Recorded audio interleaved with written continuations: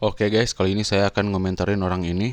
Disclaimer, meski orang ini molor di teras kayak korban kecubung, yang jelas orang ini bukan tunawisma ya. Orang ini multitalentan dan kaya raya. Sekaya apa sih orang ini? Kaya dengan bacotan. Gua punya gunung, Pak. Punya gunung, Pak. Saya di dekat Jakarta. Gua punya gunung. Palingan cuman tumpukan bacotan dia doang, yang udah numpuk bertahun-tahun dan kelihatan kayak gunung. Atas nama gua, Pak, gunungnya. Gunung asli gunung di Parung. Ya, gunung gua. Dan kalaupun benar si Firdaus ini memiliki gunung, sepertinya gunung tersebut gak kelihatan karena ketutup sama egonya dia. Kami punya gunung, sekarang ini 2 juta metrik ton di dalamnya uranium. Oke, yang jelas untuk bacotan mengenai di dalam gunungnya si Bapak Firdaus ini ada uranium atau tidak, gitunya jujur saya kurang percaya katanya. Tapi yang jelas yang mengandung radiasi uranium itu adalah mulutnya si Bapak Firdaus sendiri gitu. Yang ngomongnya itu ketinggian dan bikin otak saya kena racun radiasi uranium. Ya. 2 juta metrik ton bisa untuk menghidupi masyarakat dunia 1000 tahun. Mungkin apabila Anda lihat gitunya ekspresi wajahnya itu memperlihatkan kekhawatiran gitu. Apakah dia bisa mempertanggungjawabkan omongannya atau tidak gitu. Soalnya dia berani-beraninya bawa harapan buat umat manusia di 1000 tahun ke depan. Saya bukan sampah. Oh jelas bukan sampah lah. Tapi setidaknya sampah itu bisa berguna karena bisa didaur ulang gitu. Dibandingin bacot tinggi, bukti nggak ada.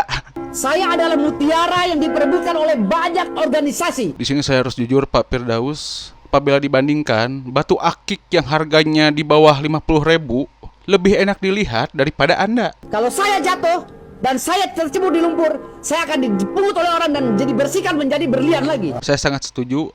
Namun di sini berlian tersebut bukan ditujukan kepada Bapak Firdausnya, tapi ditujukan kepada momen Bapak Firdaus terjatuh ke lumpur. Malah saya naik ke bangku sampai saat sekarang. Saya ini nggak tahu nih siapa yang naikkan saya ke meja.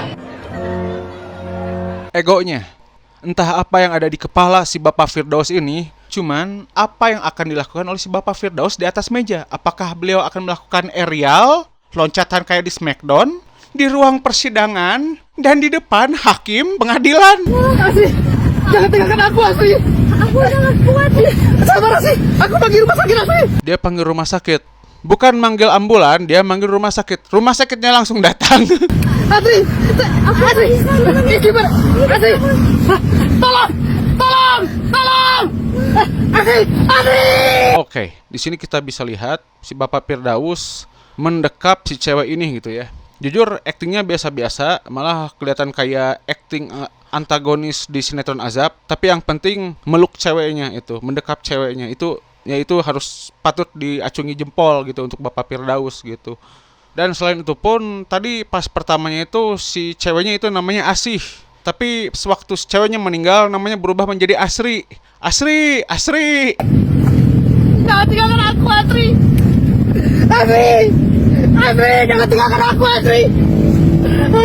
Jujur banyak yang salah di adegan sinetron ini. Kameramen kelihatan. Dan yang ironisnya itu adalah mobil yang di belakang si Bapak Firdaus aktingnya lebih bagus. Hari ini gue mau mindahin hujan ya. Bukan mindahin Hotman ya, mindahin hujan ya. Awas, takutnya Hotman ke bawah juga gue pindahin ke kampungnya ya. Lihat nih. Oke, itu jelas obrolan pengalihan topik supaya dia nggak kelihatan kayak penipu. Lagian Hotman Paris juga kalau bisa denger ini, dia pasti bingung gitu. Hotman Paris bakal bilang, kenapa gue ke bawah-bawah? Lu yang gila, ya udah lu aja yang gila gitu, jangan bawa-bawa gua gilanya. Bismillahirrahmanirrahim. 5 menit tidak. 5 menit berhenti. Lihat jam lu. Nah, udah.